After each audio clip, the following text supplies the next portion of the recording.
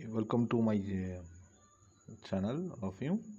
So today we are going to discuss about the electrochemistry.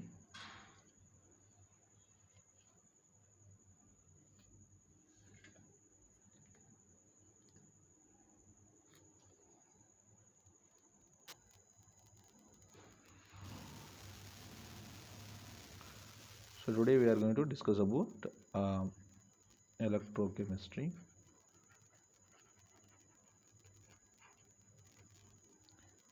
So it is a branch of chemistry which deals only the two kind of conversions, such as how the chemical energies are converted into electrical energy, whereas and vice versa. So, in the case of wherever the chemical energies are converted into electrical energy, that apparatus or the setup, we can call it as electrochemical cell. Okay, example of electrochemical cell is the best example, your Daniell cell. The electrochemical cell also call it as, so this is an example, and the electrochemical cell also call it as, we can call it as a voltaic cell,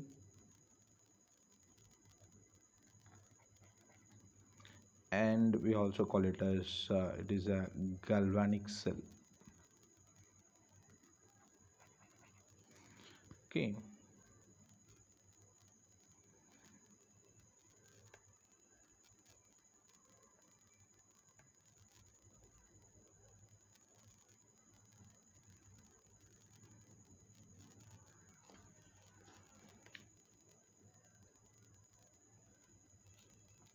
now, so before we are going to learn about the galvanic cells, we must remember one basic things. We must learn certain basic things about the terms. See here, whenever we are immersed a metal into their metallic salt solution, and these salt solutions and their metal, this pair is called redox couple.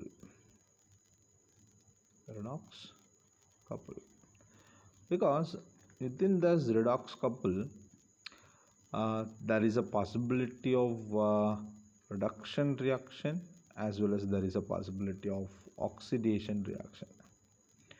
In the case of reduction reactions, how it is happen means, in the salt solution there is a Mn plus ion. You consider generally Mn plus ion. That Mn plus ion can approach these electrode and trap that free electron or sea of electron from this metallic surface or this electrode surface, and receive a n number of electron from the rod, and it is turned into a metallic element, and that elements started to deposit on this rod. Okay, so by this way the redox couples undergo reduction reactions. In the case of reduction reaction, the rod, due to the loss of electron to the metal ion from the solution, the rod slowly gain positive charge, which means on the rod there is a positive charge accumulations are happen. Similarly, the metal ions are lost from the solution into metal, so that the corresponding negative ions are become excess, so that the solutions gain a negatively charged. So which means that in the solution the negative charges are charged ions are become excess. Okay, so due to these reduction reactions in the redox couple, the electrode gain one type of charges on it, as well as the solutions get another kind of charge. So you know that the amount of charge accumulated at a point is called potential. So due to the reduction reaction in this redox couple, certain potentials are developed in the rod as well as developed in the electrolytic solution. So the difference between these two charged potentials, okay, that potential difference we may call it as electrode potential, and specifically also call it as, this is a reductive potential. This also call it as reductive potential. And one more possibility in this case is involvement of oxidation reactions in the redox couple. How these oxidation reactions are happened in the redox couple? In this case, the metal from the rod, the metal ion, especially metal ion, because you know that in the case of metals, when you look at the structure, the metals are existed actually as an ion. So these we can call it as metallic core. Yes, that last electron only are around these ions, and these electrons are called free electrons. And you know very well about it, the attractive force between this metal ion and the electrons are known as metallic bond. So from the metallic core, the ions are entered. From the metallic core, the metal ions are entered into the solution, okay, electrolytic solution. So due to that, the rod now initially it possesses equal number of positive charge and negative charge. Due to the transfer of metal ion from metallic core to electrolyte, the rod gain the excess negative charge on it. Okay, so here what happened, from the metal structure, it lost some electron, or it leaves some electron in the structures, and it will be transferred as a Mn plus ion into the solution by leaving n number of electron into the rod. So here at the net you can say, here the metal involve loss of electrons, so this may call it as oxidation process. And due to the entering of Mn plus ion to the solutions, already you know that in this solution, any electrolytic solution, the positive ion or net positive charge on the ion should be equal to net negative charge on the another ion. So initially the electrolytes are neutral, but after transfer of metal ion from metallic core into solution, now it slowly become more and more. Due to that, the solution gain positive charge. Okay, so here in this case also, if the redox couples involve oxidation process, here also certain charges are accumulated on the electrode, and certain charges are accumulated in the electrolyte. The difference between these two charges are called potential difference, or we can also call it as electrode potential. Especially we can call it as oxidative potential, because these potentials are arised due to the oxidation reaction. Okay, so we can call it as oxidative potential. Okay, so here one questions are raised in front of you, which means that in which case the redox couple undergo oxidation process, and in which case it undergo reduction process. So it's depend upon the situation or conditions. Here you know that always the reduction reaction and oxidation reactions will not happen alone. We know that always these two reactions are happen simultaneously. Okay, so we are going to um, connect two redox couple through the external circuit. Okay, so based on these connections, which redox couple to connected to the which one? So if I consider, you can consider, if I am going to connect the silver redox couple into in the case of aluminum redox couple, that means aluminum rods are dipped in aluminum chloride, where the silver rod dipped in silver chloride. Okay,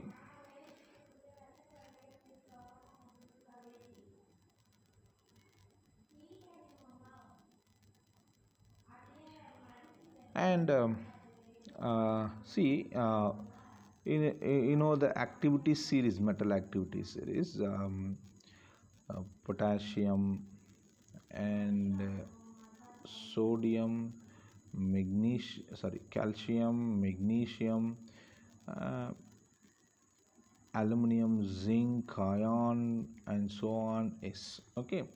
So this you have learned in your 10th standard itself. See, based on the metal activity series, silver is more reactive. Aluminum is more reactive than silver. So you should always remember when you compare the two redox couple, the metal whose get possesses more reactive, that always act as an anode, that is involved in the oxidation process, which have less reactive, that is always involved in the reduction process. So in any kind of cell, okay, the oxidation taking place part we can call it as anode, the reduction taking place part we can call it as cathode. Okay, so in this case, so during the oxidation process, the rod gain the negative charge and electrolyte gain the positive charges. In the case of reduction process, the rod gain the positive charge and electrolyte gain the negative charges. Okay, yes. And so here certain potentials are arised due to the oxidation process, so we can call it as it is oxidative potential. Similarly, here certain potentials are developed, it is called reductive potential. Okay, yes. So when I compare these two potentials, due to the different natures and different concentration of electrolyte, surely there is no formation of equal potential on these 2 points. So surely there must be a difference. So these difference between the electrode potentials in anode and cathode is called cell potential. Okay, cell potential. This is called cell potential. See, just I said which one is more reactive, that is act as an anode, and which one is least reactive, that is act as a cathode.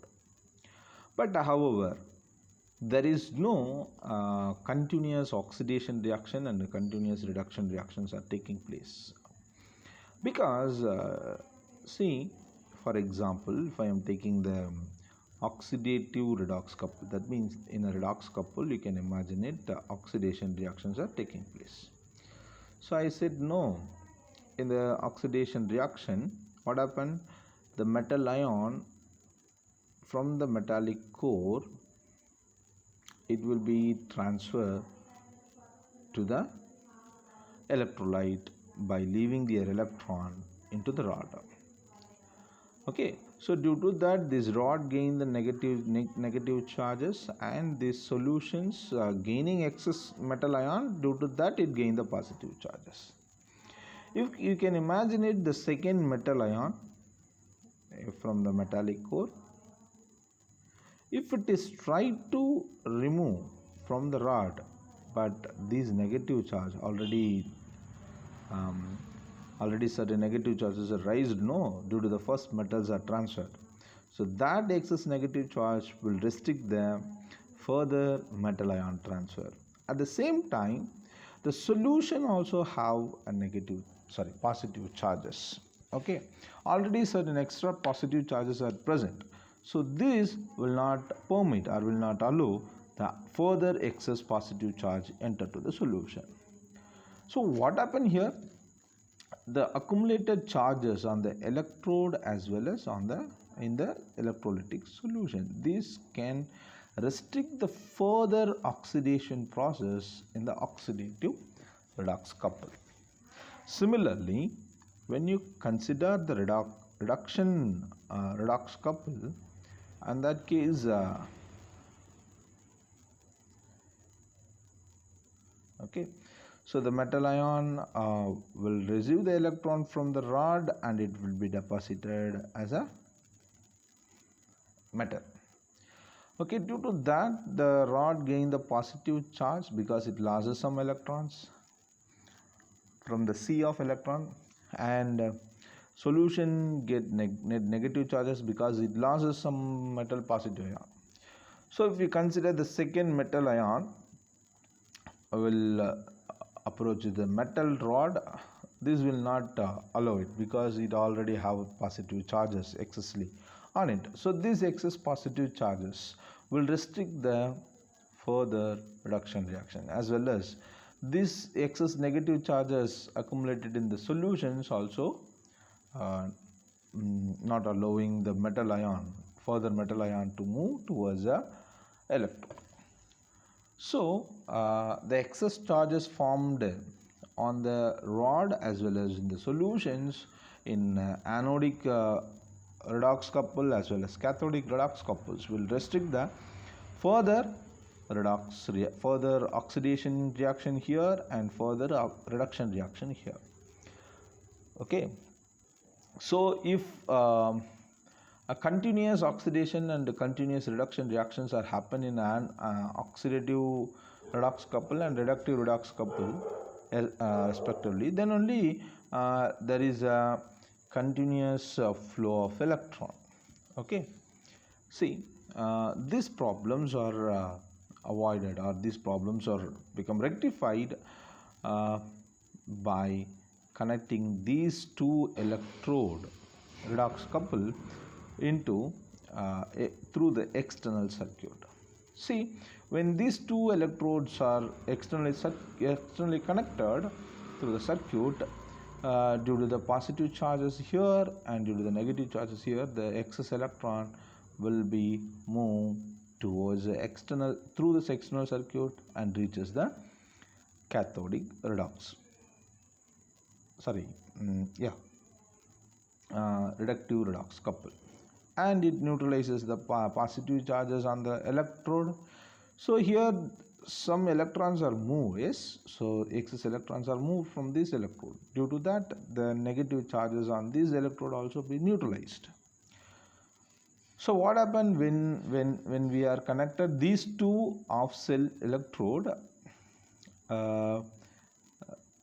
through the external circuit, the excess charges raised on the rod and rod will be neutralized, yes. So one factors are rectified. If I am neutralize these charges, the solution charges, okay, then continuously these redox reactions will be happen. For that, I am going to be connected these two electrolyte through the salt bridge. Okay, so salt bridge. Here the role of salt bridge, first it can close the circuit. Okay, so you know that within the closed circuit only the electrons movements will be happen, or current movement will be happen, and the salt bridge also neutralize the charges arised in the electrolyte. How it is neutralized? See, in the salt bridge, the salt which we are used in the salt bridge possesses a positive ion and negative ion. No, is that the positive ions are correspondingly moved to the electrolyte which possesses opposite charged, and it will be meet or it will be interact in that point and neutralize the charge. At the same time, simultaneously, this negative charged part of the salt will be contact on the anodic of cell solution, which get the positive charge and neutralize the excess charges present in that. So by this way, the opposite charges of salt will be neutralized the both electrolytic charges. Okay, so this will be happen simultaneously. Then only in the oxidation part and in the oxidative redox couple and the reductive redox couple, here oxidation and here reductions will be happen simultaneously. When these two reduction and oxidation reactions are happen simultaneously, then only the electron will be moved from anode to cathode. So you know that the electron movement is the opposite direction of current movement, so that the current will be moved from cathodic of cell to anodic of cell. So here, what is the conditions should be needed for salt which can be used in the salt bridge? The first very important condition, that salt should be much inert in nature. Okay, that means when it is coming to the contact to the electrolytic solution, it should not make the chemical change in it. It just only neutralize the charges. The second thing, for simultaneous reduction and oxidation reactions should happen in the redox couple. Due to that, these two ions, that is the neutralization will be happen simultaneously by the salt. For that, the transport number of the ions present in the salt should be equal.